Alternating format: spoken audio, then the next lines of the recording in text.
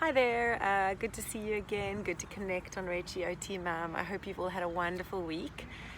Today I thought I would talk about a strategy that I use as a parent and as a therapist a lot. And it's based on, the psychology framework of errorless learning. And the premise behind this is that actually a lot of people don't learn from their mistakes.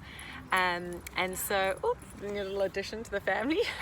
So a lot of people don't learn from their mistakes, and so letting people make mistakes to learn is not always the best way to teach them, because what happens is they just become aversive to whatever they're trying to learn, because their brain tags the mistake and the negative associations with the mistake as opposed to what they're actually trying to learn. So how do you do that? Because people do make mistakes and we don't know things, and learning means you don't have the full picture. So how do we do that? And this strategy is basically you create an environment where people are never wrong. And we have such a black and white society and an idea that you're right or wrong. But the truth is, no one is ever completely right, no one is ever completely wrong. And if you can address things like this with your children, not only do you avoid that sort of negative association with things to stop them wanting to go back and try it again, but you also give them the understanding, that sort of growth mindset of understanding that there's always more to know. And maybe I didn't get it right this time, but it was just because I didn't have the whole picture. So a way that you would do it is when your child says something or makes an observation, say they're still quite little and they see a dog walk past, and you have a cat at home and they see a dog and they say, "Oh, meow, cat." What a parent would normally do would say, no, that's not a cat, that's a dog. And with this approach, it's just a subtle shift. But instead of saying, no, that's not a cat, it's a dog, you say, yes, that is a lot like a cat. It also has 4 legs and a tail. But can you see it's slightly different? Its fur is different and it has a different way of walking. This is what we call a dog.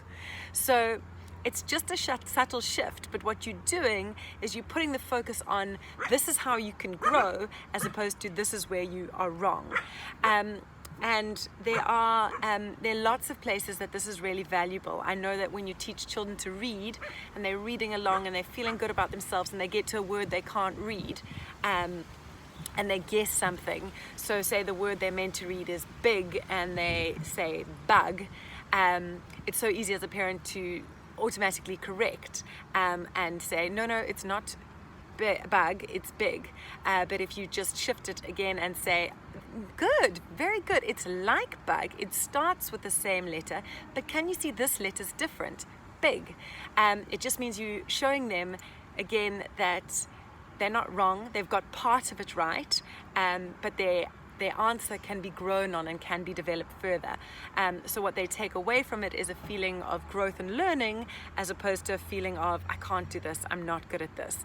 So especially if you've got a child who has that sort of perfectionism label, who wants to get things perfect every time, the earlier and the younger you can start with this approach, the better, because it can really help them see that things aren't right or wrong, they're varying degrees, and that you can always grow on what you know, and it's just a fantastic approach. And in fact, I think if you were having a discussion with anyone and you looked first for what was correct about what they were saying and then offered growth to it, they would be more receptive to it, as opposed to just the sort of no or the I don't agree.